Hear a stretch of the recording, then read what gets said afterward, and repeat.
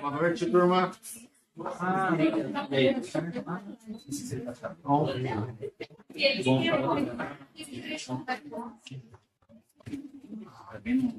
Eu vou começar novamente a reunião. Cada reunião a gente começa, porque elas estão sendo gravadas de uma forma independente. Então, boa noite. Estamos começando mais uma reunião magna do CEPET, nas terças-feiras. Sempre que começa o semestre, eu falo a mesma coisa. Essa reunião existe desde 1985, desde o serviço de emergência do Hospital de Clínicas, em 1985, quando a gente tem uma reunião semanal para discutir assuntos que são importantes de emergência e depois do TI. E não tem nada mais, me deixa mais feliz do que essa sala cheia. Todo mundo que convive comigo sabe que isso aqui me dá um prazer danado. E colocar mais cadeira ainda foi mais importante. Mas mais do que sucesso de público, a gente vai ter sucesso de crítica também, né? A Laure é formada aqui no CEPET, hoje coordena 2 UTIs lá na Santa Casa. Eu vou contar a história outra vez, né, Laure? Que um dia, logo que ela se formou, no primeiro ano, a gente sentou no Vita, no banquinho do Clube White, né? E a Laura estava preocupada, porque ela queria fazer alguma coisa que pudesse dar uma personalidade. Alguma coisa assim, chamasse. Ventilação mecânica, alguma coisa da hemodinâmica, né? Sepsis, todo mundo quer fazer sepsis, né? Mas a sepsis era a minha nóia naquele momento, eu não deixei de fazer. Por que você não... A gente precisa conversar melhor com os infectologistas, né? Criar uma interface melhor. E a gente tem um conhecimento muito baixo de infecção mesmo. Microbiologia, né? O que é a bactéria multiresistente? A gente ainda tem. Mas acho que a Laura trouxe para nós um conhecimento melhor, que faz a gente se aproximar um pouco mais, né, do especialista, do infectologista, para poder fazer uma discussão mais qualificada, né? E isso a gente sempre faz as nossas previsões aqui. A Laura traz os novos antibióticos, PKPD, essas coisas que dizem respeito às infecções mais graves da infecção. A gente achou que fosse um momento adequado de fazer uma revisão desse book, sei lá, desde mais ou menos a metade da década passada, a gente só vê crescer bactérias multiresistentes, problemas econômicos, não só de saúde pública, mas não é um problema de saúde pública. Né? E eu fui visitá-la na segunda-feira, na sexta-feira, lá na UTI, encontrei com ela. Né? E aí acho que foi uma boa... Uma boa hora. Estava na hora e o Ricardo Ossop, é assim pronunciado, né? Médico infectologista, formado lá na Federal e depois fez residência no nosso Estado de Graças. Acho que todo mundo que se forma pode virar um expert em infecção e antibiótico. Né? E agora, você vir na Santa Casa, tem ajudado, e ele vai ser o nosso comentador, ou seja, o juiz que vai dizer se corrigir a Laura e colocar a gente num patamar melhor. Tá bom? Obrigado pela tua presença. Laura, Posso dar uma de chat? Vou te colocar aqui no meio do okay. para fazer uma foto de todo mundo. Eu sou a menina da foto. Vem, doutor Júlio, por favor. Mas aí não vai tampar o pessoal? Não, imagina. Vai tampar o Marcelo.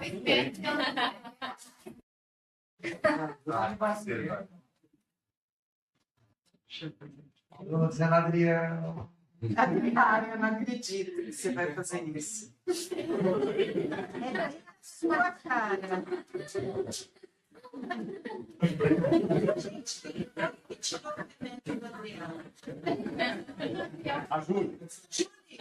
Controla ele dizendo que todo mundo tem que olhar para o Adriel. Não, é então, vamos lá, pessoal. Obrigada. Boa noite, todo mundo. Então, queria agradecer o convite, fico muito feliz de estar aqui mais uma vez na reunião científica magna, e ainda mais para falar de um assunto que eu gosto bastante, que é a infecção por patógenos multiresistentes na UTI. Então, vamos lá, gente. Eu dividi essa aula para colocar um pouquinho da epidemiologia global, alguns conceitos fundamentais, como que a gente faz esse diagnóstico microbiológico dessas bactérias, quais são os principais mecanismos de resistência adquiridos por essas bactérias, quais são as principais opções terapêuticas no mundo e aqui na nossa realidade, e também como que a gente aplica isso sobre a lei, né? E também não esquecer um pouquinho das precauções, das medidas de precauções.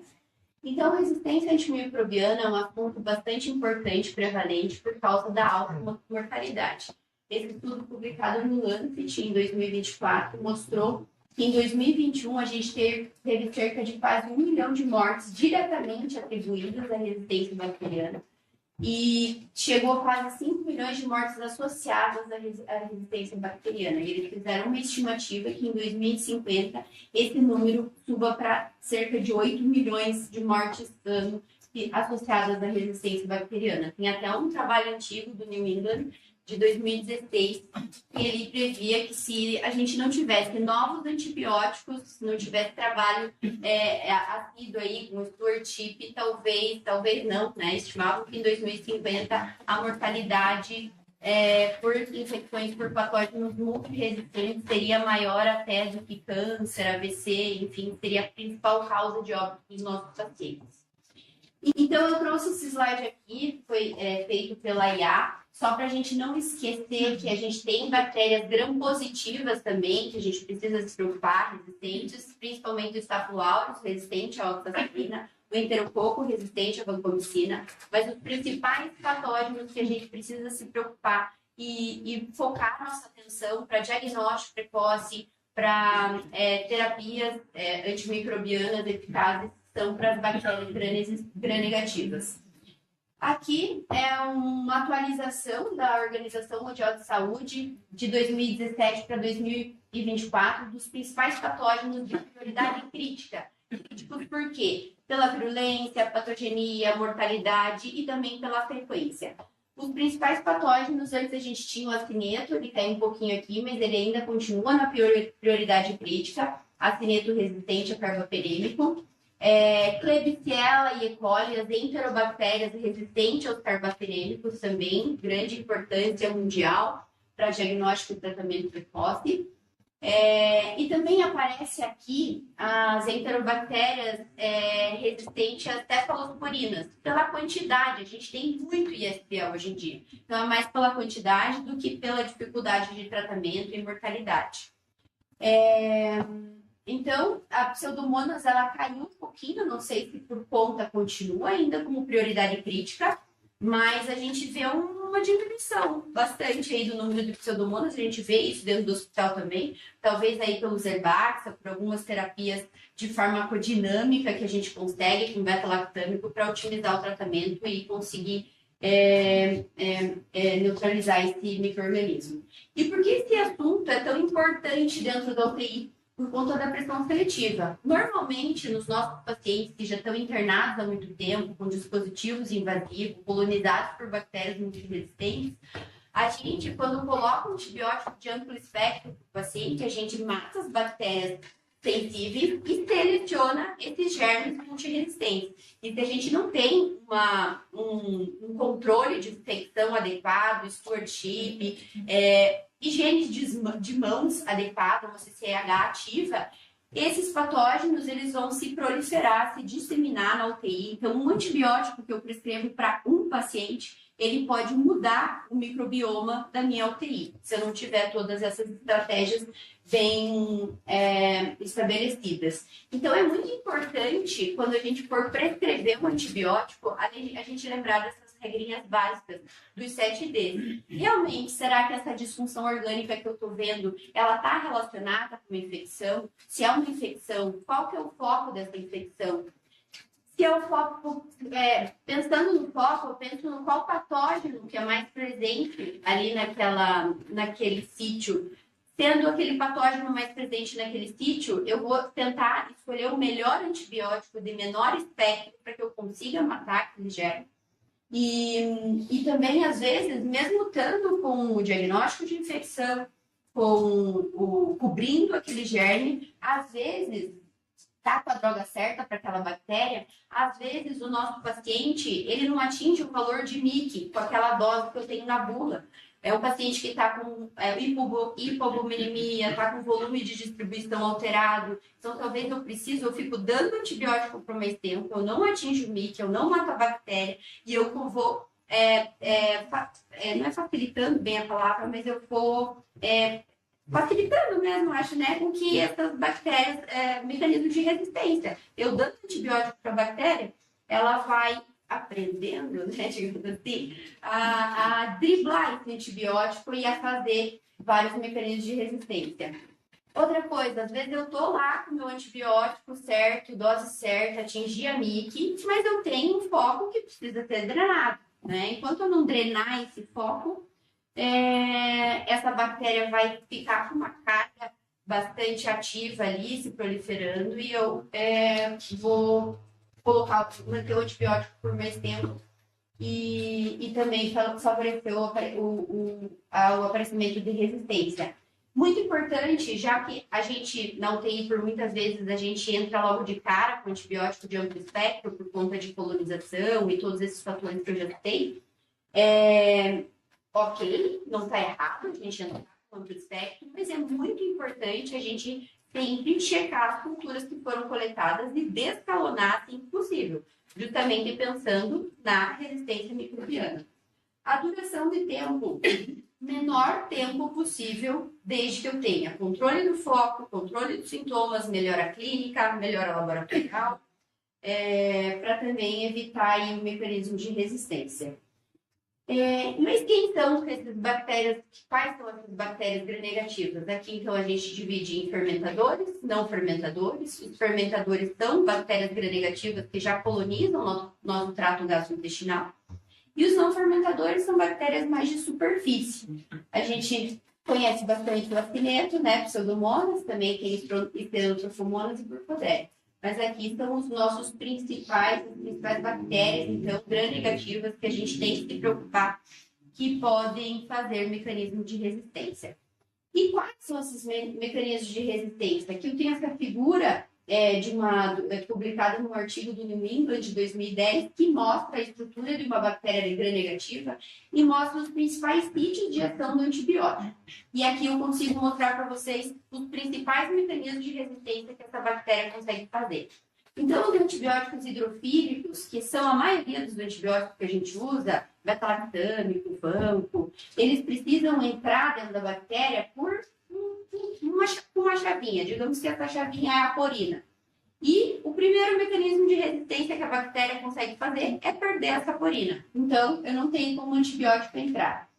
Um outro mecanismo de resistência que ela consegue fazer, uma especialista nisso aqui, é a Pseudomonas, é a bomba de efluxo. O antibiótico ele entra, mas ela consegue cuspir fora e inativar esse antibiótico. E um outro mecanismo muito importante, um mecanismo que a gente vê bastante na UTI, mecanismo de resistência que elas fazem, é a criação de enzimas. Quando essas bactérias elas são expostas a antibiótico, principalmente antibióticos beta-lactâmicos, elas aprendem a criar uma enzima que vai inibir esse anel beta-lactâmico. Então, normalmente essas beta-lactamases, elas podem ser de vários tipos. Elas inibem até cefalosporina de terceira, cefalosporina de quarta, carbapenêmico. Então, eu tenho vários tipos de carbapenemase. E essas carbapenemases, elas ficam aqui nessa membrana periplasmática.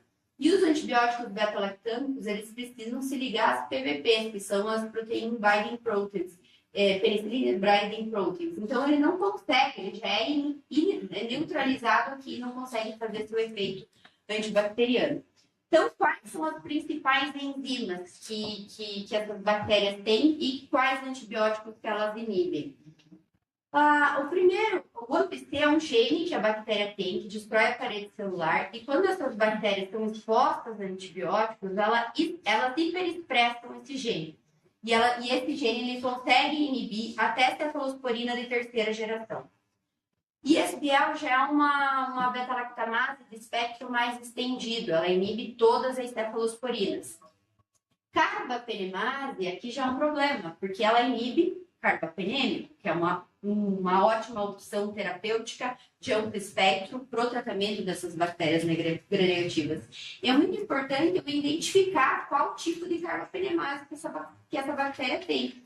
Hoje em dia existem testes rápidos, poros, vários testes que você coloca ali, a cultura, e ela já identifica. Consegue identificar até 5 tipos de carbapenemase. Tem uns de 3, uns 5, porque a gente tem várias famílias.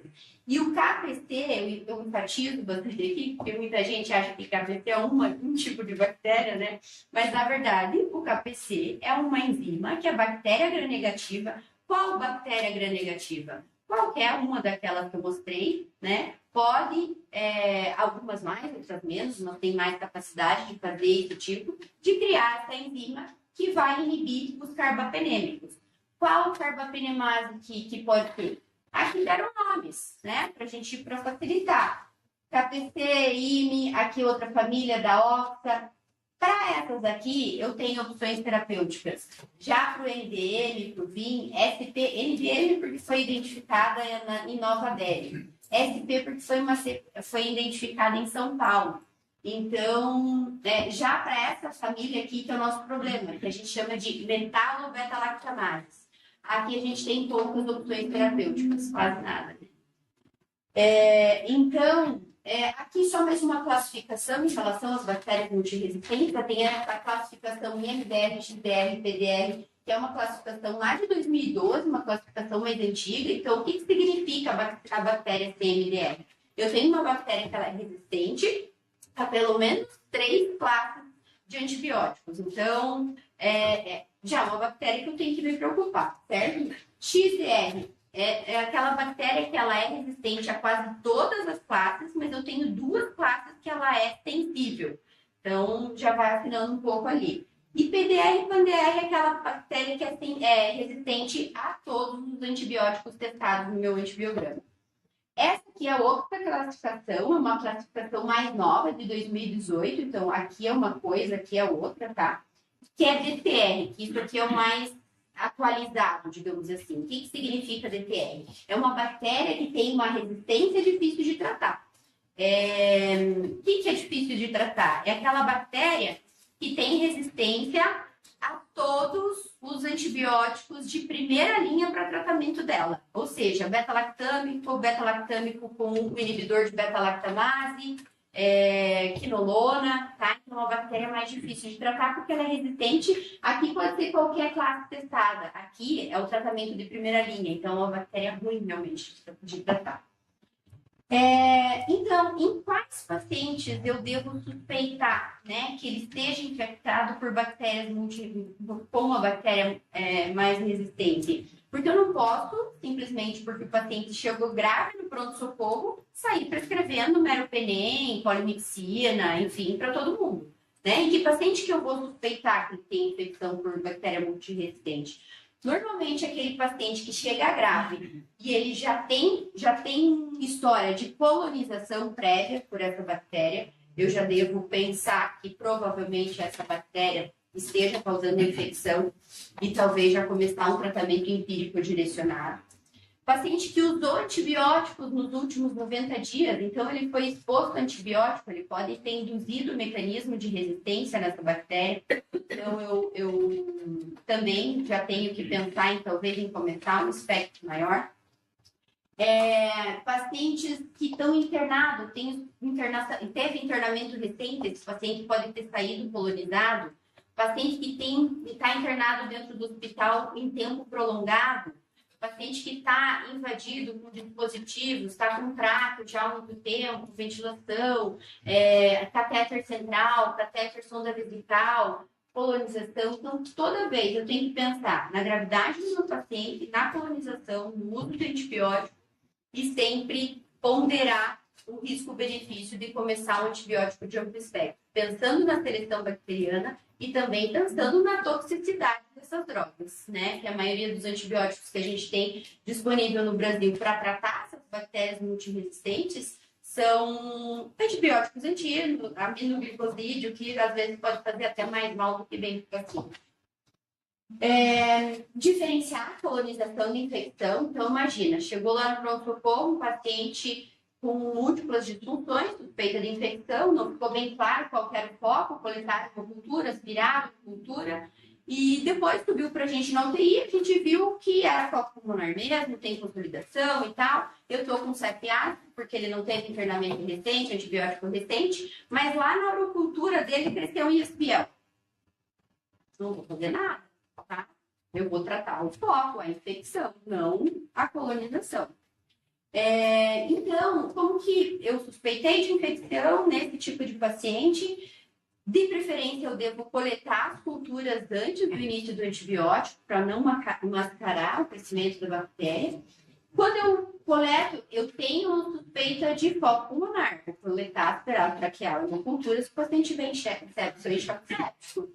Se eu tiver suspeita de foco urinário, cultura, não sai pedindo cultura de tudo porque é capaz de crescer alguma coisa e mais te confundir do que te ajudar. Então, colete cultura do foco que você presume que seja. Essa cultura, ela vai lá no laboratório, ela pode ser, hoje em dia é feito por meios automatizados, coloca lá, ele apita que cresceu tal bactéria, um tal gene de resistência. Mas assim, você ter esse padrão molecular identificado não significa que esse gene está expresso. São duas coisas diferentes. Eu posso identificar, mas não necessariamente a bactéria que esteja lá causando, que tenha esse gene, é ele que está causando a infecção. Então, eu tenho que sempre interpretar com o antibiograma, tá? É importante o teste molecular, ele orienta o tratamento no primeiro momento, mas eu também tenho que olhar sempre o meu antibiograma e cruzar as coisas. Melhora a clínica do doente, parou de fazer febre, está saindo droga vasoativa. Porque às vezes o que acontece é a gente começar um antibiótico, sai a cultura, eu não estava cobrindo e o paciente está melhorando. Né? Talvez não era essa bactéria que estava causando a infecção. E aqui é muito importante esse slide, porque vocês vão ver que a gente tem hoje bactérias pan-resistentes, resistente a tudo, e o que a gente faz, né? A gente pode usar de estratégias que a gente usa a farmacodinâmica dos antibióticos. Então é importante a gente saber que os beta-lactâmicos, que é a grande maioria dos antibióticos que a gente usa, cefalosporinas, carbapenêmicos, são antibióticos que eles precisam ficar o maior tempo acima da concentração inibitória mínima para ter o efeito de neutralizar essa bactéria. Então, o que significa isso? A gente tem tem o BRCASH no Brasil, o CLC nos Estados Unidos, o EUCASH na Europa, que eles determinam, olha, a Pseudomonas aqui, quando ela é assim, com aquela dose de bula, ela é sensível a cefepime, estou chutando aqui os valores, tá? Ela é sensível a cefepime até MIC de 8. O que significa isso? Quer dizer que eu preciso atingir uma concentração de 8 para que ela neutralize 70%, 80% dessa bactéria, até 100%. E eu consiga controlar o foco. Só que quer dizer que abaixo disso, essa bactéria é resistente. Acima disso é sensível. Então, ele libera ali, ele não pode olhar para cada bactéria e fazer isso para cada bactéria. É uma conversão, né? O BRCASH é feito assim. Então, se lá dentro da minha UTI, às vezes eu tenho não tenho muita opção terapêutica, mas saiu lá aqui para cefepime, o MIC é 8, às vezes com essas estratégias, pensando na farmacodinâmica, se eu colocar uma dose dobrada e infusão estendida, eu vou conseguir manter esse antibiótico mais tempo acima da minha concentração inibitória mínima e ter o efeito desejado, que é neutralizar 70%, 80%, 90% das bactérias. Então, são estratégias que foram feitas com simulações que viram que esse tipo de tratamento é possível, mas, obviamente, a gente intensivista nunca vai fazer isso sozinho, até porque depende muito do sítio, depende muito da toxicidade da droga. Muito legal, mas aí você vai fazer dose dobrada de cefepime, infusão estendida, o paciente diminui o limiar convulsivo, então são estratégias perigosas que a gente vai fazer em casos isolados, tá? Não é para ficar inventando moda aí sem consultar no infectologista. O aminoglicosídeo. O aminoglicosídeo ele precisa de pico acima da MIC. Então, a gente faz aquela dose de ataque inicial, uma dose alta, e principalmente a diferença, vocês sabem quando o paciente está em choque séptico. E esse pico é muito importante que ele atinja ali de 8 a 10 vezes o valor da MIC para eu ter esse efeito antibacteriano. E os outros, quinolonas e vancomicinas, eles estão abaixo da curva, que é mais ou menos um misto de tempo com pico. Então, gente, o antibiograma, ele não é determinante, ele é interpretativo. Tem uma pessoa por trás do antibiograma que precisa olhar para tudo isso. Para o paciente, para o foco, para essas estratégias. Então, nem o S, vocês vão ver, eu vou falar algumas situações que o S nem sempre é. O I significa que o BR-Cache não teve ele não conseguiu liberar com certeza aquele valor de MIC, mas que se eu aumentar a exposição ao fármaco, ou seja, colocar uma dose maior e infusão estendida, às vezes, eu consigo atingir MICs maiores, ele se torna S, e nem sempre o RR, porque se eu... Mas calma, isso a gente conversa depois, numa aula de quarto. Então, aqui, como que eu trato? Quais são as opções terapêuticas que a gente tem global aí nos Estados Unidos, enfim, a GSA traz agora em 2026 a última atualização, e o que a gente tem no Brasil, né? Então, ele traz é um guia, ele não é um guideline de tratamento, é um guia, ou seja, opinião do especialista, e não é para tratamento empírico, é para cultura. Então, se eu tenho lá, cresceu na minha cultura, o ISBL, uma enterobactéria resistente a carbapenêmica, uma pseudomonas de difícil tratamento, um acineto resistente a carbapenêmica, a estenotrophomonas, como que eu trato esses patógenos, já que eles estão tão preocupantes e têm uma mortalidade elevada? Então, como eu falei, não é um guia, é um consenso, opinião de especialistas, e eu sempre tenho que aplicar isso para a minha condição local, né? Aqui, qual que é o perfil dos meus acinetos? São resistentes a carbapenêmico? Qual que é o perfil das minhas pseudomonas? Qual que é o perfil das minhas enterobactérias? E a disponibilidade do serviço também. Se a gente está no serviço público, é muito difícil a gente conseguir um Torgena, que é um antibiótico extremamente caro. Eu tenho que realmente dispensar esse recurso para um paciente que tenha chance de sobreviver. Aquele paciente que já... não tem muita chance, enfim, talvez você tenha que pesar ali e discutir muito a fundo se realmente vai valer a pena usar de uma estratégia tão cara. Então, as principais mudanças, tem novas opções lá nos Estados Unidos, bioral, para tratamento de ISBL, tem esse novo antibiótico, que é a cefalosporina de quarta geração, com um novo inibidor de beta-lactamase para ISBL. Isso aqui eu vou falar mais para frente, isso aqui também que é bem importante. Para acineto resistente a carbapenêmico, a gente tem um novo antibiótico. Você fala, nossa, mas que estranho, juntou sulbactam com durlobactam, 2 inibidores de beta-lactamase. É que o sulbactam para acineto, lembra lá que eu falei que os antibióticos eles precisam entrar pelas porinas, enfim. E o durlobactam, ele atua como um inibidor de beta-lactamase, engana, digamos, a bactéria. E o sulbactam, ele tem um efeito antibactericida para o acineto, tá? Por isso que a gente não tem o sulbactam sozinho aqui no Brasil, tem campicilina, unazin, por isso que a gente usa aquelas 9 gramas lá para acineto. Estenotrophomonas também, a primeira opção agora é cefberophol, a gente não tem no Brasil, então a gente continua com levobacter. Então aqui, como que eu devo usar esse documento?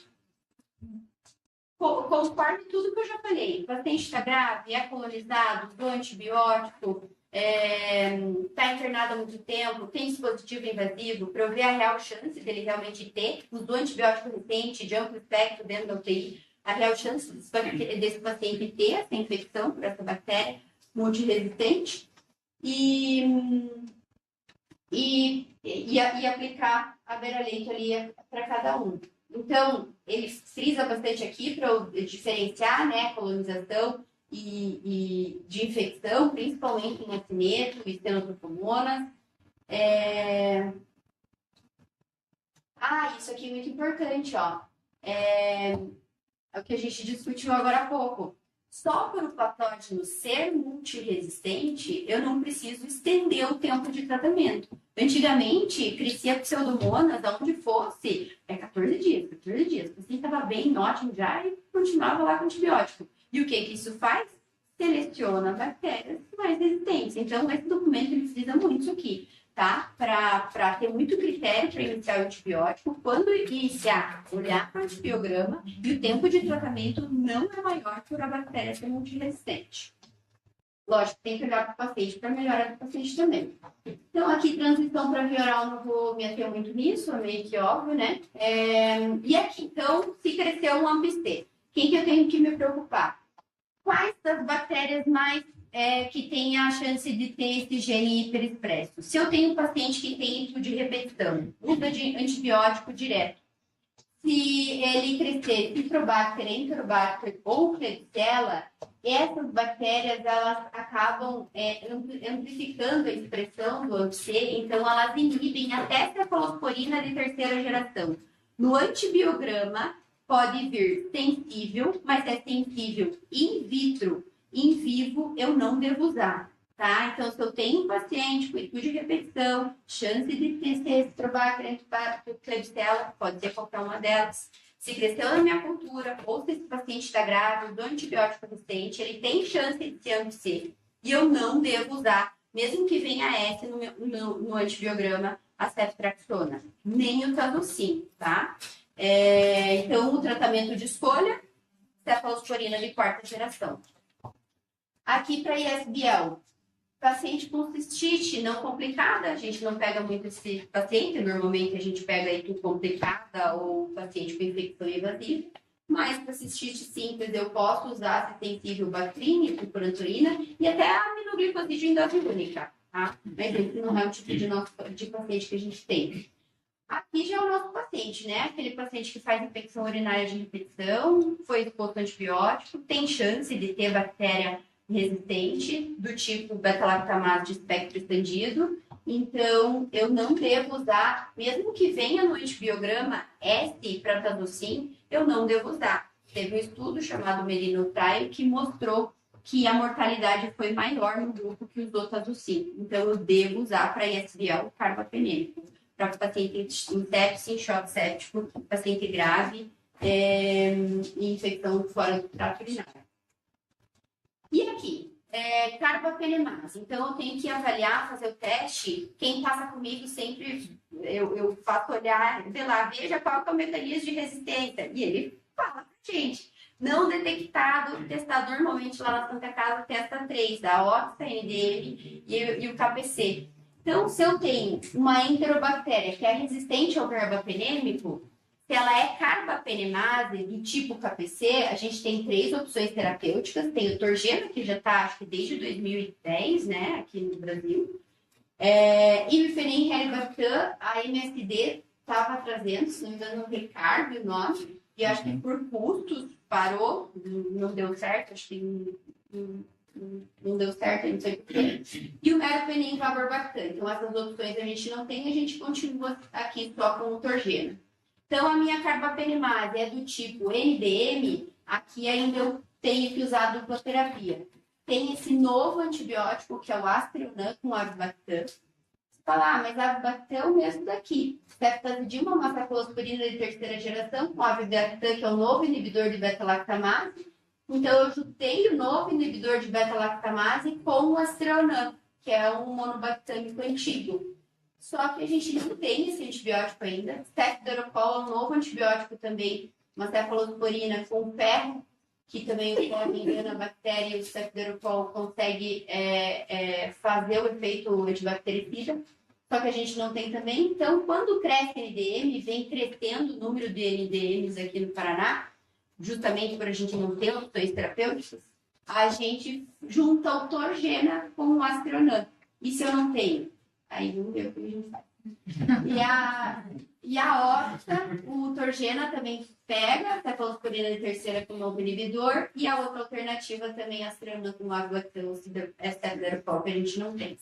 E se eu vejo lá que é uma enterobactéria que induziu o mecanismo de resistência a carbapenêmico, mas não carbapenemase, por outro motivo, e ela tem suscetibilidade a carbapenêmico, eu posso usar carbapenêmico, posso e devo, tá? Às vezes em infusão estendida, em associação com outro antimicrobiano. Então, antigamente, a gente fazia dupla terapia para essas bactérias, mesmo com o beta-lactâmico ativo. Colocava ele mais aminocloridígio, metrinolona, fazia dupla terapia. Agora, ele já orienta a gente que pode ser monoterapia com o beta-lactâmico ativo. Então, eu olho meu antibiograma e tenho segurança para deixar a monoterapia para essa bactéria. A não ser que seja NDM. NDM continua a dupla terapia e a cineto também continua a dupla terapia. Para pseudomonas. Então, se eu tenho pseudomonas sensível, vou sempre preferir o menor espectro, ceftazidima é o antibiótico de escolha. Se eu tenho uma pseudomonas difícil de tratar, que é resistente a pelo menos a 3 classes, o antibiótico de escolha é o ceftolozane tazobactam. É uma cefalosporina nova com o tazobactam, lá do tazobactam, do tazocin. Essa combinação é ótima para pseudomonas, é o antibiótico de escolha para ela, porque ele consegue inibir todos os mecanismos de resistência que ela consegue fazer. Porina, bomba de fluxo, alteração de sítio de ligação e criação de enzimas. Agora, se a minha pseudomonas for do tipo KPC, aí é Torgena. Se for do tipo NDM, cefdorpol. Para o acineto, o que lá nos Estados Unidos tem? O Tubactam, que eu falei que além de ser um inibidor de beta-lactamase, ele tem esse efeito antibactericida, com o Durlobactam, que é um novo inibidor de beta-lactamase, mais dupla terapia. Tá vendo? O acineto continua dupla terapia. O carbapenêmico. Mas eu não tenho, né, essa medicação aqui, então o que a gente faz? A gente faz o Tubactam em uma dose altíssima, né, para pegar o acineto, e associa outro, normalmente a gente associa polimixina, pode associar carbapenêmico, mas lembrar que essa associação com carbapenêmico eu também posso estar induzindo mais mecanismo e usando de forma deliberada. Estenodrofomonas a gente não tem o cefdorpol, então a gente continua com levo e bactri.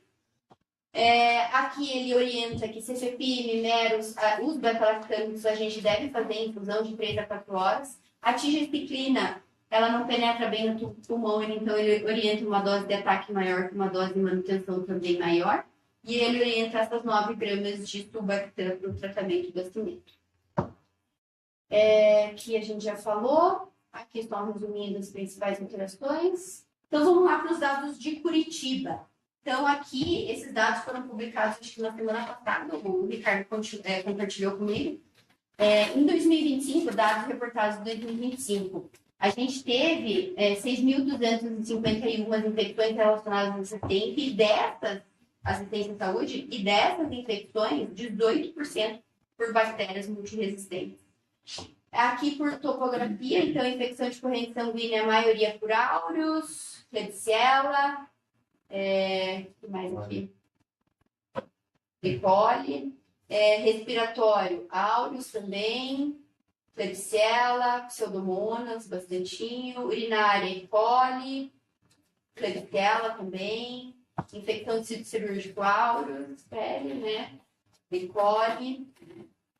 Aqui, qual que é o perfil dos nossos acinetos aqui de Curitiba? Então, aqui isolado por infecção, né? Por corrente sanguínea, respiratório, urinário e sítio cirúrgico. A grande maioria dos nossos acinetos são resistentes a carbapenêmico, então preocupante, né? A pseudomonas, a maioria é sensível a carbapenêmico, que bom, mas a gente tem algumas cepas ali também resistentes a carbapenêmico, que é o problema. Quase nenhuma resistente aqui a Torgena e a Zerbax. Está surgindo, né? Está surgindo. É que não tem os dos anos anteriores, mas 2, 3 anos para cá, quando entrou em alguns hospitais essas drogas, aí você já começa e a gente vê, né? um pouquinho da Volta pressão, e meia aparece umas ali. você já joga para a comunidade. O Aurus, meio a meio aqui, né, de MRSA e MSSA. As nossas enterobactérias, então, a maioria é sensível à cefalosporina, a grande maioria, mas a gente tem uma porcentagem significativa aqui de resistência à cefalosporina, ou seja, ali pelo menos o ISBL, e de resistência a carbapenêmico aqui, ó. Que daí esse aqui que é um grande problema para a gente tratar, dependendo ainda do tipo da carbapenemase. Aqui, então aqui, ó, pseudomonas resistente a carbapenêmico por sítio de infecção. Onde que a gente tem mais pseudomonas resistente a carbapenêmico? Corrente sanguínea, urinário, o acineto, TAP, também aqui sítio cirúrgico, corrente sanguínea, enterobactéria, bem mais aqui no trato urinário, pneumonia também, corrente sanguínea.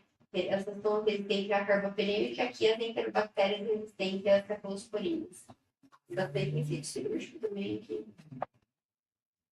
Aqui, ó, o aparecimento de KPC. Então, você vê que lá até 2010, pouquíssimos, aí começa o aparecimento dessas bactérias resistentes.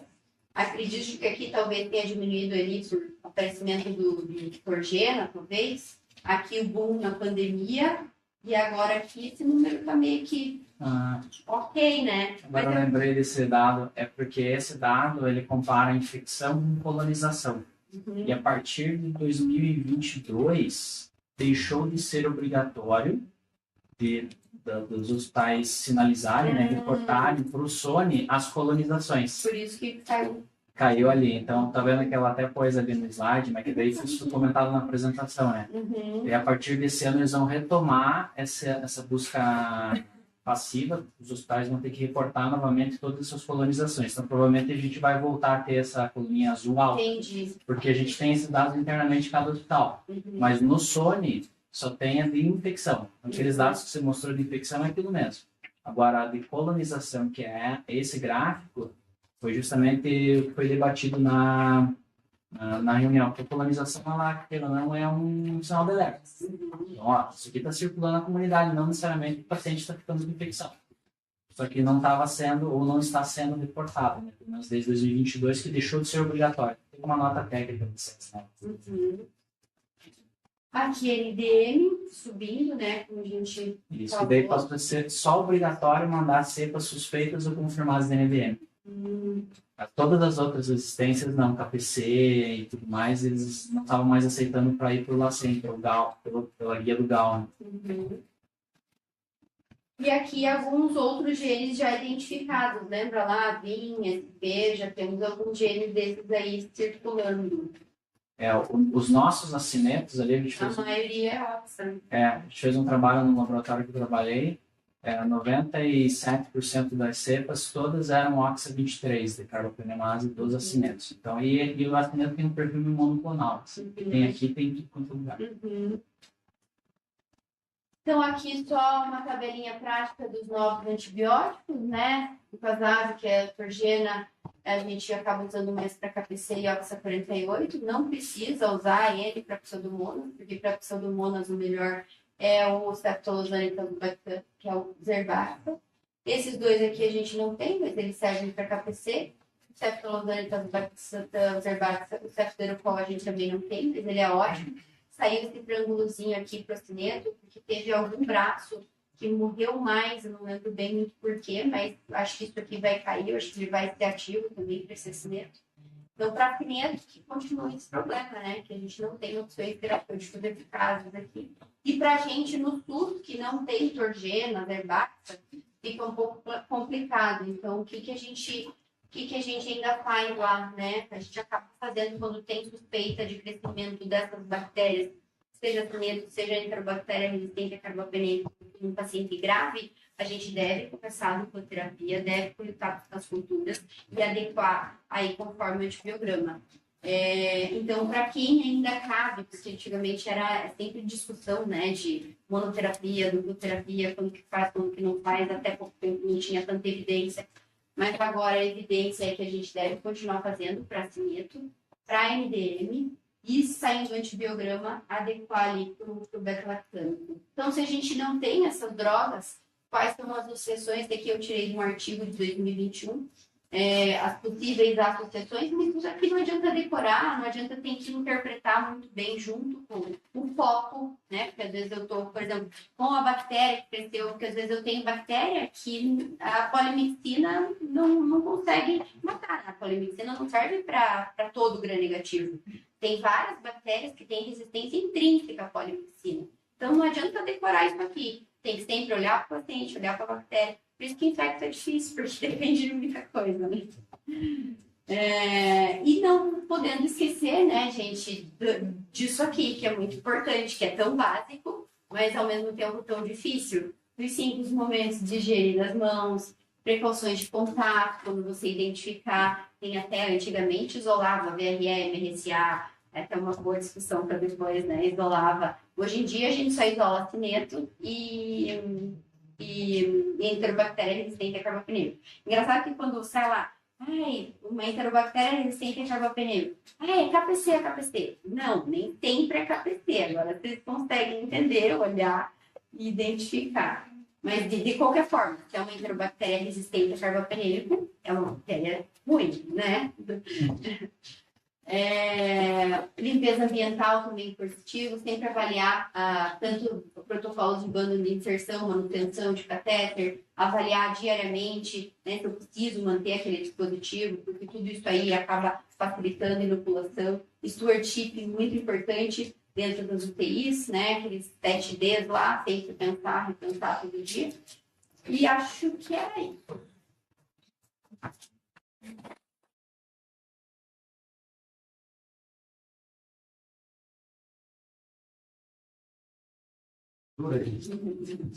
Ricardo, podemos.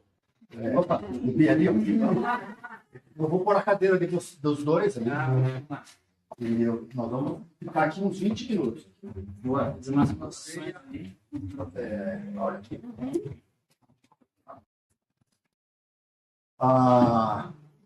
Eu vou querer uma perguntinha ou duas dos R1s, duas dos R2 e duas dos R3. Então, vamos se preparando. Enquanto o Ricardo, assim, antes de começar, faz um comentário geral, depois vem os específicos e um monte de perguntas nossas. Legal. Então, primeiro eu quero agradecer o convite aí do CEPET, do professor, né? Professor Álvaro e toda a equipe, especialmente os colegas que eu atuo junto lá nessa casa.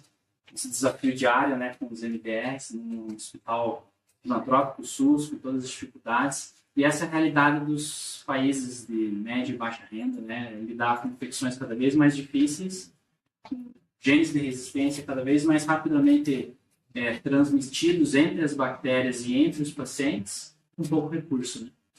E acho que o meu primeiro e mais importante comentário é que a aula da doutora Lauriane foi fantástica. Acho que no pouco tempo você conseguiu sumarizar extremamente bem assim, os princípios que regem o uso racional do antimicrobiano, né? A infecção é muito dinâmica, as doenças são muito dinâmicas. Eu acho que não precisa nem usar como exemplo a própria pandemia, né? E até mesmo a dinâmica da resistência microbiana, bacteriana e até fúngica e outros patógenos que pode ficar falando a noite inteira, né? Muda drasticamente com o tempo e especialmente em grandes eventos. Hoje, acho que o que eu queria fazer de comentário assim, é que vocês que estão na atuação direta de pacientes graves, vocês estão recebendo pacientes cada vez mais complexos, cada vez mais invadidos, com terapias cada vez mais desafiadoras, então seja do ponto de vista de transplante, de tratamento antineoplásico, novos mecanismos que agem no nosso sistema imune, que a gente até nem sabe direito qual que é o efeito colateral disso, e a resistência microbiana ela vai vir junto.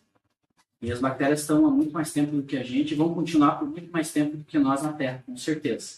Então, elas estão nessa guerra química e biológica aí há bilhões de anos e a gente descobriu que dá para isolar uns compostos a menos de 100, 110 anos, né? Mas acho que o grande comentário que eu quero colocar para vocês, assim, olhem para fora os hospitais olhem na saúde única. Hoje a gente fala muito no impacto sobre o conceito de One Health, saúde única. Então, a saúde global tem muito a ver com poluição ambiental, tem muito a ver com consumo inadequado, irracional e até mesmo totalmente deletério de pesticidas agrícolas, antibióticos na agricultura. Tanto é que a gente vê ISBL e paciente que nunca pegou no hospital, porque esses genes estão contaminando o solo, o ambiente, a água que a gente toma, e vocês vão receber lá na UTI um paciente inseto com infecção por germe multiresistente, e a gente precisa lidar com isso com as ferramentas que a gente tem. Mas, em resumo, a aula ficou fantástica, assim, e os conceitos, assim, acho que grave os conceitos, gente. Você vê que as coisas mudam, né? Então, antes a gente fazia duplo terapia para KPC, agora a gente viu que não é bem assim, tem ou novas opções, ou porque a gente achava que dupla terapia, tripla terapia ia funcionar, os trabalhos começaram, a nossa experiência do dia a dia viu que não mudava muito.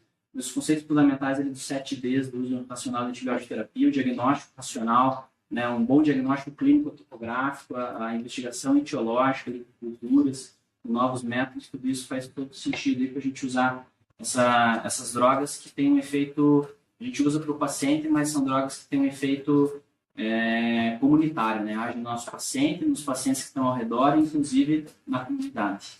Acho que esses são meus comentários iniciais aí, doutor. Queria deixar curtinho. Quero fazer 2 comentários antes de fazer as perguntas. Primeiro, a gente está nessa baila agora de se autoeducar, etc. Veja o que é a Laura, né? A Laura não tinha um curso, tinha uma pós-graduação para poder fazer aqui em Curitiba de infecção. Ela se autoeducou, depois que se formou aqui, foi buscar isso. E hoje ela faz uma interface legal com a gente. Né? Do mesmo jeito que cadê a Mandinha? A Mandinha está se especializando em PICs, do mesmo jeito que o Douglas, cada vez mais com um cardiovascularismo. A gente não tem isso aqui, você teve que ir buscar esse troço de São Paulo, ia toda hora para São Paulo para poder fazer a sua educação. Quem mais? A Carol, se tornou hoje, que no Sul é uma das maiores referências em neurointensivismo, que é a autoeducação depois da residência. Faz uma residência bem feita, e depois mais para frente, os próximos não tem mais fim. Né? Segundo que, eu certamente já sou bem velhinho. Então, quando eu estava no hospital de clínica, eu já era chefe de comunidade de clínica, né? Não havia condição. De repente cai uma bomba chamada Terezinha Carneiro Leão. Terezinha Carneiro Leão foi a primeira médica aqui em Curitiba, que foi pela Alemanha. Acho que ela voltou em 86 ou 87. Doutorado, né? Fez doutorado lá. E vinha dizer para a gente que a gente tinha que suspender antibiótico, que não podia fazer antibiótico, que tinha que olhar o catéter, que tinha que não sei o quê, que tinha que cortar a ponta do catéter, né? Tinha que lavar a mão. Eles não sabem o estrago, porque os médicos eram a autoridade de fazer antibiótico. Não admitia que tem essa dizendo para nós que a gente tinha que fazer antibiótico de um jeito ou de outro. Eu fui criado nesse nível. Aos pouquinhos, eu fui me acalmando. Brincadeira, obviamente. Né? Mas assim, é só para poder entender, quando vocês veem aquele gráfico dos vários mecanismos de multiresistência, não dá, não é assim. Porque na década de 80, 90, tinha resistência, tinha sempre um antibiótico novo. Né? De 2000 para cá, as coisas mudaram significativamente. Várias coisas precisam ser aprendidas. Essa não é uma decisão só de um médico. É uma decisão de uma equipe, uma decisão do microbiologista, que tem que colocar no meio uma série de players que são importantes para poder fazer o controle de infecção, fazer o melhor tratamento possível. Certo? Tá, muito bem falado. Perguntas para a Laura e para o Dr. Ricardo.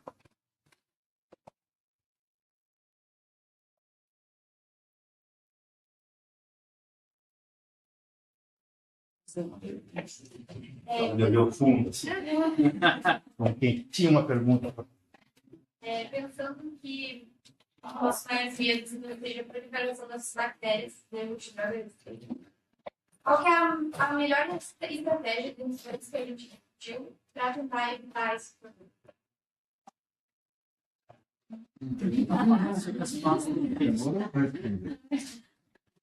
Uma estratégia só ou lá? Se tiver que fazer uma coisa. Lavar a mão. O grande desafio é você conseguir controlar a disseminação cruzada.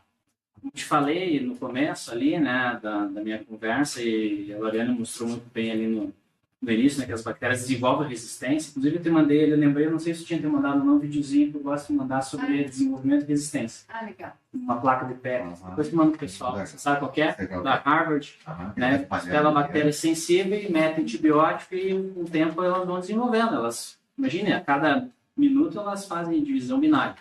É uma estratégia que envolve vários aspectos. Primeiro, mais importante, cada vez mais os trabalhos têm mostrado que antibiótico por menos tempo é tão bom quanto antibiótico por mais tempo. Ou pelo menos não é tão ruim. Claro que tem várias nuances, várias questões. Acho que vocês estavam discutindo, né, o trabalho sobre bacteremia, porque por muito tempo o tempo de antibiótico era algo que vamos fazer por 7, deu certo, vamos fazer 10, deu certo, e vamos tentando empiricamente. Então, a evidência sobre isso não era tão clara quanto hoje. A gente está tentando ir atrás disso com a medicina baseada em evidência. Mas, basicamente, a gente tentar controlar a disseminação de germes multiresistentes, então, as medidas de bloqueio, controle de infecção, boas práticas de controle de germes multiresistentes. Na verdade, precaução padrão e boas práticas de controle de infecção é o que rege.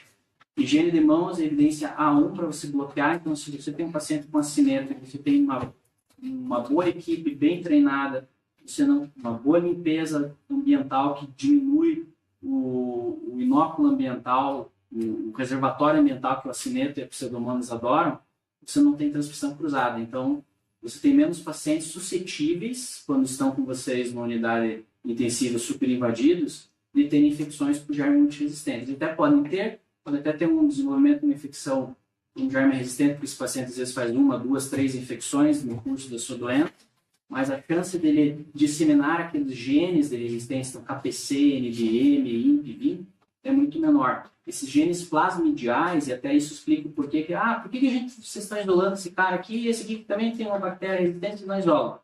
É justamente pela facilidade de você transmitir isso. Então, os genes plasmidiais, especialmente KPC e NDM, eles são facilmente transmissíveis tanto pela bactéria em si, para outra bactéria, então a Klebe para outra Klebe, do outro paciente, quanto a Klebe para Escherichia coli, para o Proteus, para a Serrácea. E esses plasmídios, eles ficam mais tempo no ambiente ainda do que a própria bactéria. A bactéria morre, mas ela despeja no ambiente lá bilhões de cópias daquele plasmídio, que daí vai ter como se fosse várias cópias de livros que as outras bactérias encontram no chão e levam isso adiante. Então, hoje a melhor forma é isso. Eu falo muito da questão da saúde One Health, porque tem muito a ver com 70% do antibiótico hoje prescrito no mundo é de uso agropecuário. Então, a gente tem que ter essa noção e saber que isso está impactando o nosso doente clínico. Tá? Então, a mesma gentamicina que a gente usa no nosso paciente está sendo usada em 1 milhão de frangos numa granja para induzir crescimento. Então, isso é muito importante. Esse paciente vai trazer esse uso prévio de antibiótico.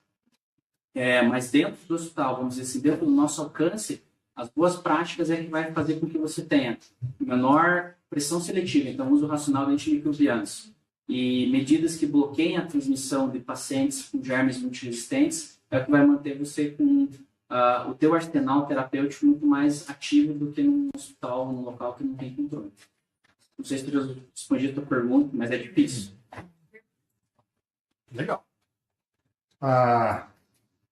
Lembrar vocês que vocês receberam a Laura. Você quer falar alguma coisa? Não. Alguma coisa?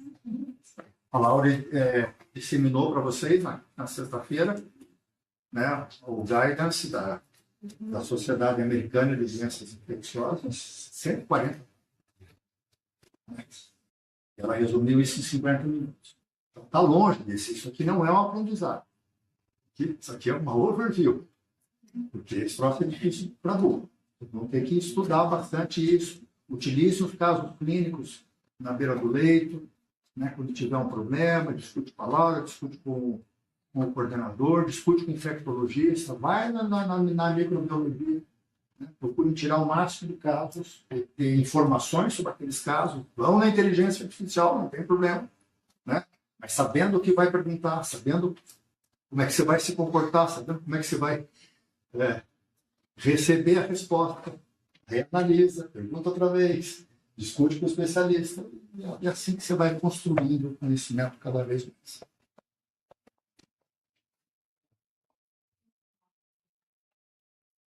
Na hora, algumas vezes, como terapias combinadas, algumas com sinergia, Posso pôr sem sinergia do antibiótico? Não? sobre isso, sobre porque em alguns casos eles já falam que você não quer ser combinado, não. Sinergismo é quando 1 mais 1 é igual a 3 ou mais, né? É sinergismo, né? Tem poucas situações nas doenças infecciosas que sinergismo é algo que funciona bem, inclusive a gente tem questionado várias dessas situações. Eu estou vendo um paralelo clássico, falando de doenças do sistema cardiovascular, né? A famosa sinergia entre beta-lactâmico e aminoglicosídeo com endocardite, né? A gente já viu que muitas dessas coisas caem por terra, porque é mais toxicidade do que benefício para o doente. Em doenças por infecções multiresistentes, a ideia do sinergismo é não temos opção, vamos usar o que temos. 2 antibióticos meio capenga somados dá 1.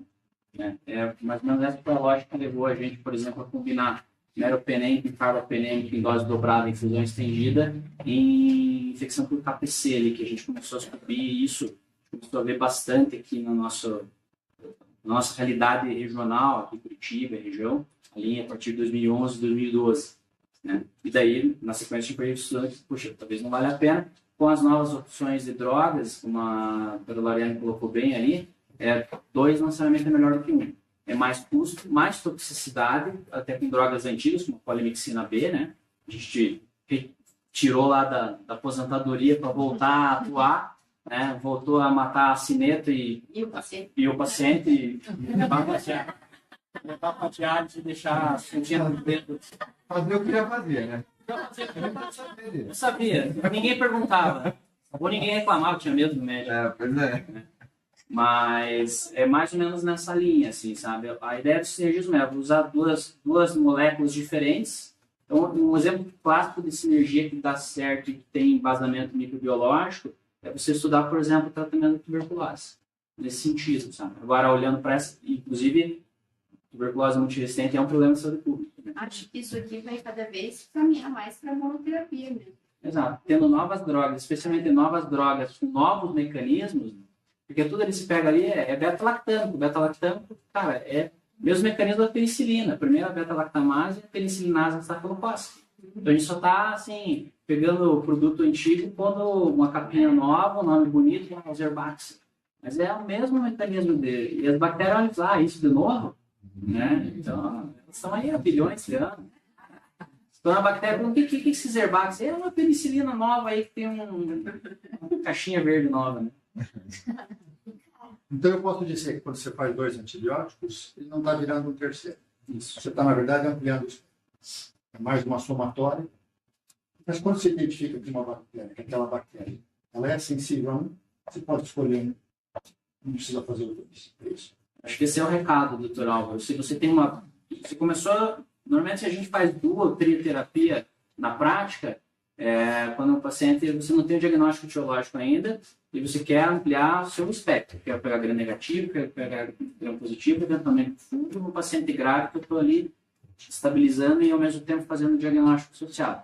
Tem o diagnóstico etiológico. Opa, é um gram negativo. Eu já consigo tirar o que não vai cobrir gram negativo. Então, o vancomicina pode sair fora, o antifúngico pode sair fora. Aí, opa, é uma enterobactéria multiresistente, resistente carbapenêmica. Aí eu vou analisar o antibiograma desse cara e ver, puxa, eu tenho uma opção única terapêutica que vai funcionar. Eu posso deixar uma terapia. Não, aqui eu tenho que usar 2 terapias porque tenho 2 antibióticos capengas, mas que vão funcionar como um só para tentar resolver essa infecção. Aí você mantém a tua terapia, mas não que eles vão funcionar melhor. E é de um ponto de vista muito... Isso, mas o aspirina continua. O acelento, o NDM continua a dupla terapia. Agora, Porque eles não são tem- Exato. Exatamente. Isso aí, eu vou comentar, é muito nesse sentido mesmo. Também não tem. E essas combinações malucas aí, essa alquimia é uma coisa meio de cabeça mesmo, do tipo. Não tem trabalho Isso. mostrando isso, Não, é entendeu? muito empírico. É de um ponto de vista assim, de você analisar o mecanismo, quando você fala lá, quando a gente vai estudar um pouquinho sobre tratar beta-lactamase, por exemplo, né?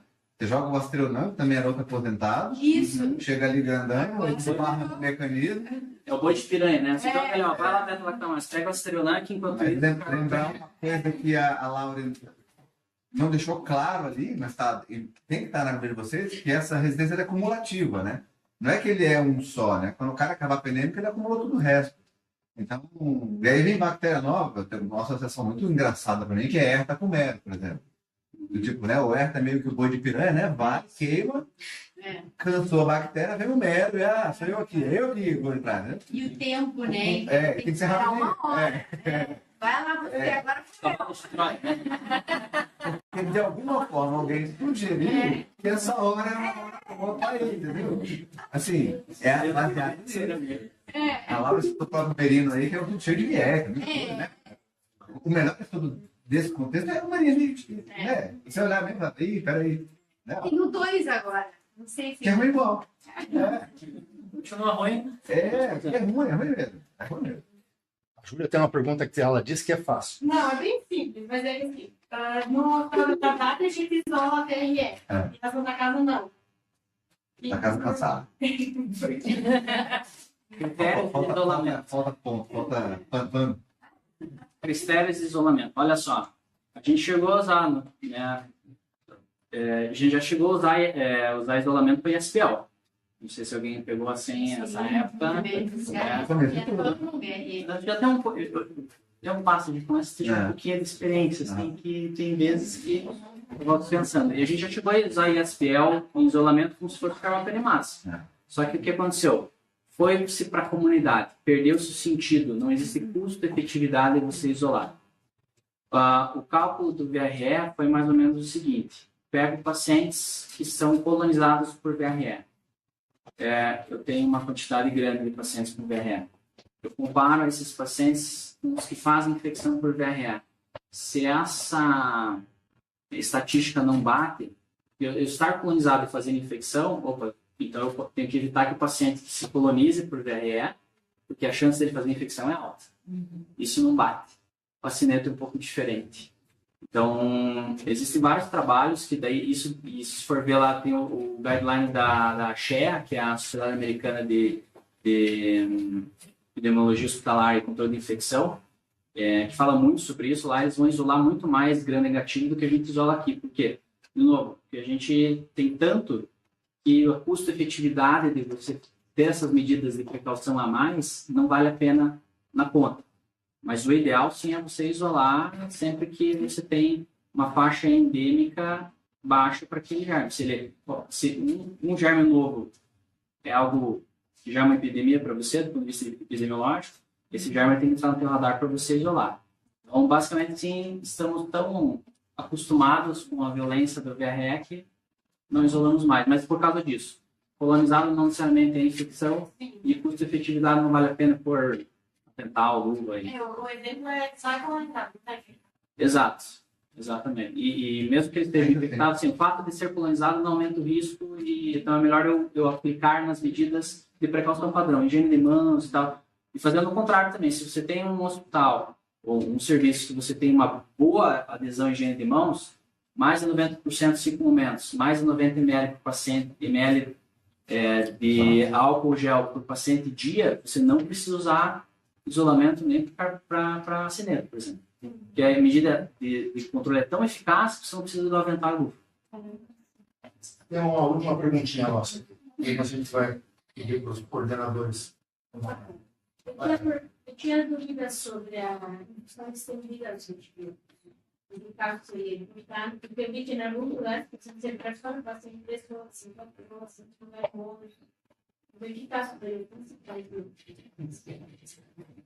Acho que a Laura deixou muito bem no slide dela. Você quase não está comentando, Laura, mas é legal. Infecto aqui. A tua aula foi tão boa, cara. Só leva a aula lá e pega o RQE lá no CRM. Dá uma ajudinha para ela, doutora. Dá um RQE para ela na infusão estendida é o que garante uma boa atuação do beta-lactam. Quando usar? Acho que ficou claro que o paciente grave, você tem ali um grande benefício de usar. Um paciente que tem uma infecção não grave, uma infecção com baixo inóculo bacteriano, fazer infusão estendida, fazer em bolos, talvez não faça muita diferença. Tá? Mas cada vez mais, para otimizar beta-lactam, é a infusão estendida. A clássica briga da ceftriaxona é a seguinte: ceftriaxona 2 gramas uma vez ao dia, 1 grama de 12 em 12, o que eu faço? Tem muito a ver com PKPD, acho que esse é um outro recado, assim, estudar a farmacocinética e farmacodinâmica do antibiótico, não só do antibiótico, das drogas que a gente usa no dia a dia para entender melhor o perfil de segurança, tolerabilidade e tudo mais, mas em geral, paciente hipoalbuminêmico, desnutrido, fracionar a dose é melhor, paciente grave, séptico, que tem alteração ali da distribuição dos líquidos ali por edema e tudo mais, infusão prolongada também faz mais sentido. Logo, o paciente que está com vocês ali, infusão prolongada que vai garantir que ele responda melhor à infecção e que você consiga tirar o antibiótico mais cedo. E quando a gente quiser atingir mix maiores também, né? Nesses casos. Isso, nesse caso, com a infecção. Você mantém mais tempo acima da MIC e você consegue atingir. Senão não precisa, é só dispensar recurso. Se o paciente está na tua mão, bem perfundido, né? Não tem por que colocar ali no equipe de bomba. É custo-efetividade, né? Acho que esse é o ponto. Doutor, Ana, tá. eu tenho polêmica. Porque eles não estão fazendo uma pergunta que eles querem fazer, mas é porque eles acham que vai ser boa. Mas ela é boa. Mas, faz por ele. No serviço onde eu trabalho, a gente usa Tazocin quando os caras infectam dentro do hospital. Na Santa Casa, não. Que rolê é esse do Tazocin com CPPM? Pergunta 2. E a levofloxacino é o tiratema dessa história? Não é isso mesmo, mas eu achei que depende muito do foco, né? Vai, você não. Eu acho que o certo foi me dizer, vamos falar do elefante no meio da sala. Caso assim, Tem a afinal... terceira pergunta, se quiser ainda botar, né? Quem lembra do meme do John Travolta chegando assim? E a micacina? É o John Travolta nessa história? Sabe e aí? É pra mim, né? Ó, tá aqui, ó. De outra volta. Eu tenho o nosso Prince aqui. Boa. Então, esse tipo de antimicrobianos que a Laura falou ali, inclusive tem uma publicação oficial da Anvisa sobre isso, para fomentar esse uso racional, esses programas de uso racional, né, e estratégias de você fazer essa busca ativa de antibióticos, de otimizar a microbiologia e tudo mais. Dentro da lógica do stewardship, você tem que pensar eficácia, segurança e custo, certo? Eu acho que num dos slides da Laura ficou bem claro que o Tazocin não tem grande vantagem sobre o CPP em grandes... Tava lá, né? Tava lá. Não sei. Não foi eu que pisava, foi ela. Né?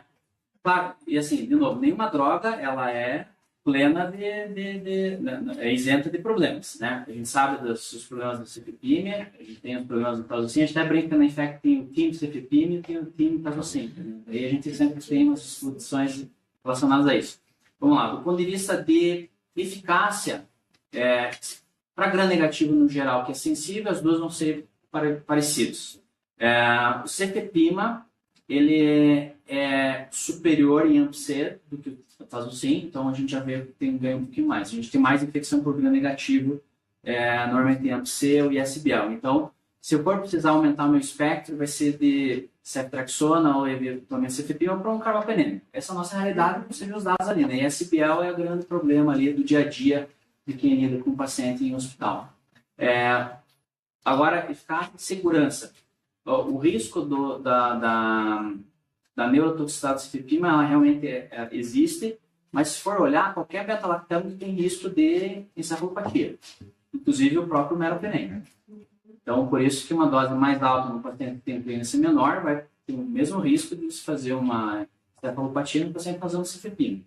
E esse evento ele é mais comum do que a gente imagina no doente crítico, idoso, nefropata, que é o espectro que vocês estão costumando ver ali, que eu vejo vocês muito angustiados muitas vezes de estarem melhorando um paciente séptico que não acorda como deveria. E aí enche tomografia, quer um eletroencefalograma e tal. Mas quando vocês olham no histórico desse cara, ele passou por esse caminho aí, de um cefepime e um mero. O cefepime com falha e um mero em sequência. Eles guardam muito de CVPIM, mas o mero nem tanto. É. Bem lembrado. E a gente esquece de comentar isso com ele. E daí falando de preço, o Tazocin, o custo diário do Tazocin é quase 4 vezes mais do que do cefepime. Então, quando a gente olha daí a tabela de custo, assim, então eu não tenho grandes vantagens em usar o Tazocin na prática, no nosso dia a dia, olhando eficácia, e eficácia, não estou falando só de eficácia clínica, mas inclusive microbiológica, como você demonstrou ali. O perfil de segurança, vamos dizer assim, existe, mas o que eu vou fazer? Talvez eu vou encurtar o tempo de antibióticos, talvez eu vou otimizar essa dose de acordo com a função renal, e o preço não se discute. De novo, nós temos que pensar que a gente tem que lidar com recursos finitos. Então, acho que é isso aí. Acho que a Do gente cefepime. preferia, né, no caso do sim, ali, se você quiser cobrir anaeróbico, pouco, aí você não precisa fazer tanta associação, por Isso. exemplo. Aí acho que é uma coisa que vale a pena. Se não, CFP é melhor mesmo. E esse é um outro cálculo também, tá? E eu sentei com farmacêutico. Vamos lá. O que é mais barato? Fazer Tazocin monoterapia ou associar cefepima, metronidazol e ampicilina? Pasme, sai mais barato. Sei, né? Aí a carteira fala mais alto. Sorry. A coisa não é só olhar a tabelinha de sensibilidade e especificidade. É legal ter essa Quase visão um macro. infinito de... É porque a gente, de alguma forma, né, quando a gente aprende esse PEC antibiótico, antibiograma, enfim, a gente cria intuitivamente uma coisa que não existe, é que eles são camadas que se cobrem igualmente, né? Que eles vão subir numa linha reta, assim, sabe? Tipo o planeta estratosfera. Não é assim, né? É bem tortuoso esse caminho, ele não é tão claro assim. E é muito provável quando a gente, na graduação, na residência, quando a gente está discutindo uma aula como essa, a gente fica muito aflito em falar, poxa vida, eu não vou aprender isso nunca. Moçada, não vai rolar mesmo, não vai ser hoje. Eu estava falando sobre isso, não vai dar. Com o guia, com não sei o quê, com o notebook ali, não vai rolar. Não vai rolar, não vai. Tem que diariamente fazer Isso isso. é profundo, não tem outra alternativa. E não é fazer do tipo, entendi, é isso mais isso. E vai Amanhã, talvez não Receita de seja, bolo, porque o mecanismo é outro, o paciente é outro. E vocês, como estão num curso de especialista, você precisa ter a profundidade de se organizar nesse sentido. E atingir. E entender os conceitos, né? E pegando os conceitos, você consegue interpretar muita coisa. Mas a inquietação é diária, gente. A inquietação é diária. Acho que vamos, já chegando no final, quero um comentário do Douglas. O meu único comentário é que eu tava com saudade de estar aqui. Não precisa voltar. Tá bom? Mas Mas assim, eu tava até brincando com o Dana que eu vim aqui para prestigiar a Laura também, tudo, né? Mas na minha UTI, se eu uso antibiótico, eu tô errado. Isso aí só pra Vai soltar, vai pra ver. Tem leite pra mim? A pita lá no José já. aí depois o José vem com essa história de querer estratificar custo por UTI. E comparar a UTI dele com a UTI dela. Tá tudo bem, né? Estamos fazendo dúvida com a cara Comentário, doutora Ana. Não, acho que o perfil do nosso aqui como cardiovascular também é um pouco diferente. Acho que a gente tem muito paciente do... Wiki lá. A Fernanda Pedroso lá. E aí passa a ser, a gente tem então, menos pacientes com infecção, um perfil de paciente mais limpo. E quando a gente tem infecção, geralmente o paciente idosinho, o paciente que está com algumas invasões, enfim. E a gente quer tratar bem esse paciente. Porque a gente tem pouco, então a gente quer tratar bem e a tendência está sempre ser em reduzir tempo de tratamento. E aí o que te garante uma segurança no sentido de, ao invés de 5, ao invés de 14, tá bem, né? Se realmente existe essa questão de que a gente está sempre fazendo um tratamento no sentido de que a gente não tem uma padronização, né, para cada tipo de tratamento, né? Sim, individualizado. Então, como que você individualiza e considera seguro você fazer a redução do tempo de tratamento? E algo que antes era padronizado como mais, né? Sim. Você dizer, não, pode reduzir, é seguro e tirar o tratamento. Essa é uma linha na Infect cada vez mais, assim, de questionar, assim, quanto tempo é o suficiente, qual que é o mínimo necessário, né? A gente sabe que tudo bem, bastante tempo está dando problema, como a gente tem discutido. Individualizar cada vez mais. É uma piada que eu gosto de fazer sempre, a bactéria não sabe tabuar. Então, sabe se 7, 14, 21, 5, 10, 15, 20. Os biomarcadores, eles ajudam bastante, mas, assim, a gente viu no frisson com a procalcitonina, assim, parece que ia ajudar 100% dos problemas, mas a gente, desconhecendo ela, vê que tem situações que ajudam, tem às vezes ela atrapalha, o famoso exame que Raul Seixas, que eu falo, assim, que ele vem para confundir, não para explicar. E o mais importante é, se você tem um paciente que tem um foco controlado, ou um paciente que você garante que tem uma sensibilidade boa ao antibiótico de primeira linha, esse cara, com certeza, é eleito eu fazer antibiótico o tempo mais curto possível. Se você vê clinicamente, o paciente está super bem, você planejou 7 dias, e no D4 esse cara está super bem, você pode suspender antibiótico. Mas cada vez mais a gente tentar individualizar e talvez a gente chama no stewardship de timeouts. Dias em que você vai reavaliar o antibiótico. A pergunta que eu gosto de fazer prática é assim, se você estivesse iniciando antibiótico, vendo esse paciente a primeira vez hoje, você iniciaria antibiótico para ele? Se a sua resposta for não, você tira o antibiótico que ele está. Os timeouts a gente fala assim em torno a cada 24 minutos horas. Não sei se eu ajudei a responder.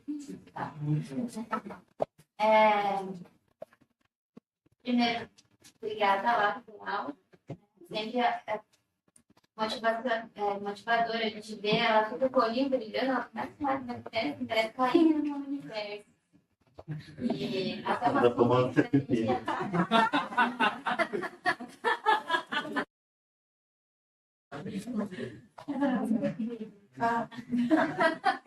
Eu tenho direito. Até um tema que é difícil, chato, né? Fica chato. É muito difícil, complexo. Isso aqui nem estudar desequilíbrio ácido básico. É chato, mas tá ali. Tem que resolver. Não tem ideia. Só tentando fazer um link aí do que a gente escreveu hoje, né? A gente começou com um texto falando do diferencial do intensivismo, né? A dúvida do Adriano, comentários do Adriano. A gente começa e realmente a gente partir do estudo de sinais e sintomas faz mais sentido do que a gente começar falando isso. Porque isso engrandece e abre o nosso leque. Então, o Dr. José, assim que eu comecei o pedido com ele ensinou a fazer um raciocínio abrindo caixinhas, né? Um tema, o paciente está com um rebaixamento de nível de consciência. A gente abre o leque para várias caixinhas, é uma sepse, tem algo realmente neurológico. E então, pegar o quadro abre espaço para a gente fazer um raciocínio mais amplo. E é o que a gente vê na UTI, os pacientes são complexos, mutação do caso, são 1 milhão de comorbidades que se descompensam ao mesmo tempo e é difícil a gente discernir o que é o quê. E o antibiótico entra aí. É onde entra um infarto que acaba granulado talvez pneumonia. Os marcadores inflamatórios são do infarto, são da infecção, droga vasativa entra nesse contexto, confunde tudo. E aí a gente viu a aula da Giovana no também sobre isso de 7 dias, 14 dias, um número mágico de tratamento e puxa a gente para a realidade mais de perto do paciente e aqui, a evolução do paciente. A gente trata um plano e vai acompanhando e saber tirar ordem, né? A gente aprende a tirar de ordem.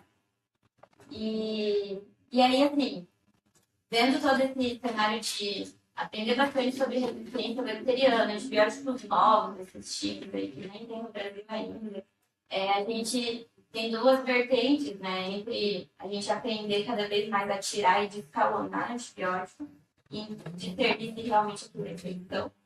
E estudar cada vez mais essas bactérias que talvez sejam um cenário que vão se multiplicar mais.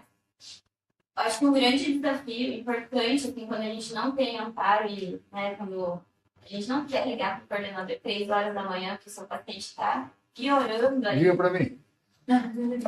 Eu não vou saber responder, mas... Mas que teoria? Eu ligo a não deixo, ele tira muito. Esse cara dá uma dificuldade. Ele é, mas é um plantão mesmo. Premiado.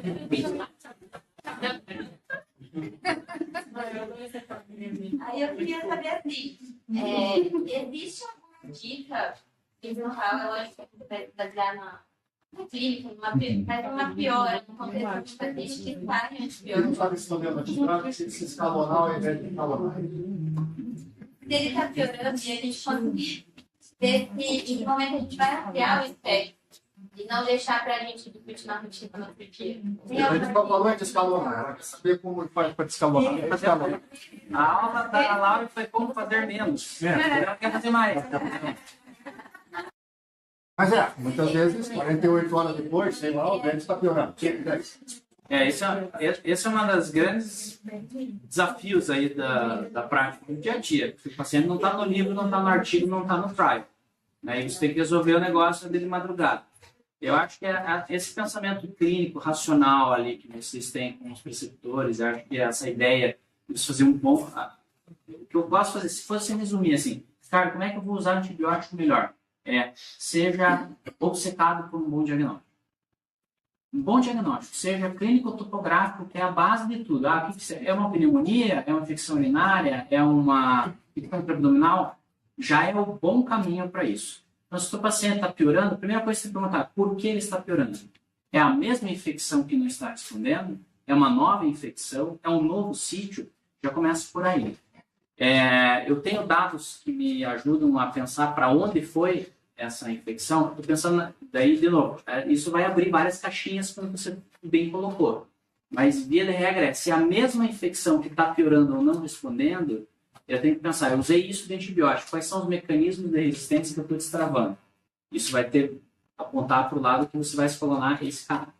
Não, é uma infecção num novo sítio. Opa, eu tenho que pensar, será que são os mesmos germes que estão no sítio que eu estou tratando ou são germes diferentes? Né? Então, será que eu vou ter que acrescentar uma cobertura antifúngica, por exemplo? Se um paciente está com catéter e NPT e eu estava tratando com meropenem PAV, opa, aí eu já estou entrando numa seara da epidemia, por exemplo. Né? Então, mas assim, acho que o grande recado é assim, a gente tem que ser obcecado por um bom diagnóstico. E cada vez mais a gente tem que estudar, entender e ver que tem muita coisa boa de diagnóstico assertivo. A Laura colocou ali também, estava nas entrelinhas, mas o estotipo diagnóstico, né?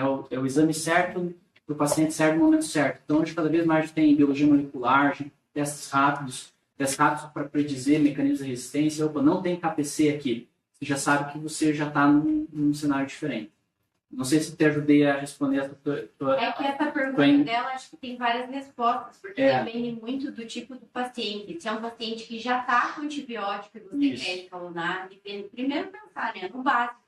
Será que realmente eu estou cobrindo a bactéria certa? Tem um foco para ser drenado? Ou se aquele paciente que está internado por infarto, um novo ritmo, um paciente invadido, grave, provavelmente seja infecção. Então, né, ou se é um paciente, sei lá, internado por uma TVP, não vai estar no UTI no caso. Sei lá, a clínica, ela dá muita pista, né? E o exame físico também. Então, não tem como responder assim. Eles não tendo a cultura. Não, e mesmo um paciente em sepsis, em choque sepsis, só 25% das hemoculturas vão positivar. Então, é pouco, entende? Não é porque não tem a cultura positiva que você não tem infecção. A infecção é diagnóstico clínico. A etiquetação ela é a mesma, viu, que a gente tem. Só muda o momento dela vir, mas ela... O horário, né? Pergunta super importante. Que no momento que o doente está piorando e não está respondendo a escolha inicial de antibiótico, durma com essas respostas que ele te der. Amanhã você acorda, tenta lembrar tudo outra vez, vai por ir, vai para a inteligência artificial, se for o caso. Tenta responder, para poder guardar isso, para poder sedimentar uma forma estruturada de como investigar esse. Exatamente. Não tem outro jeito, que você não guardou tudo. É bastante coisa. Vai, Armandinha, faz. Bom, doutora, a aula foi maravilhosa, né? Eu e a Laura sempre me salva lá na Santa Casa, né? A gente sempre vem um programa resistente a tudo. Aí eu vou lá chorar, Laura, é resistente mesmo. Não tem nada pra fazer, né? Você chora comigo. Não tem, não adianta. Eu fico lá pra... A tua UTI é a da. É a minha fazendinha, né? Eu tenho vários bichinhos. Tem uns tá? Fria lá. A gente acabou de aprovar um cadastro, me engano. Ah, é? Eles nunca vêm sozinhos, os 3 cavaleiros do Zodíaco, né? Sempre tem mais de um. Esse modelo, doutor, também reforçando essa parte, né, ficou muito bom, ficou parecendo que é uma mesa redonda de conversa. Ficou, né? Ficou... Todo mundo se sentiu à vontade para A comentar. nossa sorte foi o Ricardo poder estar presente. Aí foi bem legal mesmo. Não, foi assim. Né? Legal? E eu tenho uma dúvida, Laura. A gente vê lá que a insulina por Sulbactam vai ser uma opção lá no acineto, mas a gente vê que ele não vem no antibiograma, assim como vem a poli. Tem um motivo específico? Justamente para essas coisas que eu tinha falado do BRCash ou cash, ele não tem segurança para liberar um valor de NIC pro Sulbactam, entendeu? Então eles fizeram, nem sei como que é feito essas simulações. Então, isso é um ponto legal também. Como interpretar o antibiograma? É padronizado, a gente segue o BRCast. Antes não era assim, a gente copiava a Europa ou os Estados Unidos, agora a gente tem o nosso BRCast. Muita gente aqui de Curitiba participou nisso. Eu acho que é legal falar para casa, assim. E tem antibiótico entre uso que não sai no antibiograma. E a gente tem vários motivos para isso. Ou porque não é testado, ou porque não tem nível de segurança estudado para ser liberado num laudo, ou porque o laboratório não liberou porque alguém disse que não precisava. Então daí aí vem a inquietação. A polimixina muitas vezes também não vem, né? Por causa do macro e microdiluição em calda. Exatamente. As limitações do teste também. Então os testes que é feito normalmente para liberar o antibiograma são testes automatizados, com as MICs já pré-estabelecidas lá no aparelho que faz o antibiograma. Você fazer um microdiluição em calda um teste mais manual, então ele não vai liberar, a não ser que seja solicitado especificamente. Ele vai te dar uma predição, provavelmente é sensível. Mas essa que é a questão. Eu tenho só mais um comentário, doutor. Esses novos antibióticos, às vezes, parecem muito distantes da nossa realidade, né? O Torgena, muitos de vocês já usaram, mas os Herbax, enfim. Mas, ao longo dos anos, vocês vão ver que, aqui no CEPET, junto com o Centro de Pesquisa, vocês vão ter a oportunidade de ver acontecendo muitos estudos. Tá para iniciar um estudo em que o doutoral vai ter o PI. Ele é patrocinado pela Roche, mas ele é da Zosural-Valgan, que é uma nova classe de antibiótico para acineto. A princípio, esse estudo não é para um foco específico, mas então, doentes com infecção por acineto multiresistente. Vai ser um estudo de não inferioridade, obviamente. Vai ser muito difícil mostrar superioridade. Ele está ainda na fase de regulação, enfim, acho que muito provavelmente deve começar ali por março, fevereiro do ano que vem. Então, todos vocês vão ter a oportunidade de ver de perto. Ele vai acontecer na Santa Casa.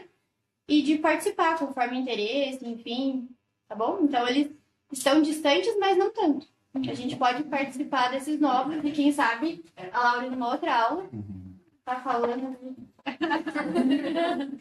E até complementando, a gente tem que saber o que está rolando fora para a gente pedir. Para a gente regular, para a gente pedir nos nossos conselhos, né? E pressionar, porque senão a gente sempre vai ficar falando, só tem lá fora. Não, tem como trazer, né? Eu lembro que a gente participou do caso de ave lá, sabe? Teve o da Lili também, doutor. O da Lili foi qual antibiótico mesmo? Lili? O estudo da Lili, que foi na época do HR, da pandemia. Eu não lembro qual que foi.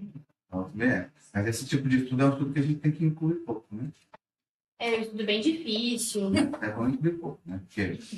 Lá na dois, não botar todo mundo? Tem isso que pronto, né? Entendi, né? A gente não quer infecção. Tem isso que dá dor de cabeça. Mas, de repente, se tiver infecção, vamos incluir de pouco. A cada 3 inclui um, por favor. Campeão, Santa Casa. Porra! Campeão de inclusão, Santa Casa. Palavrinha final, Zé.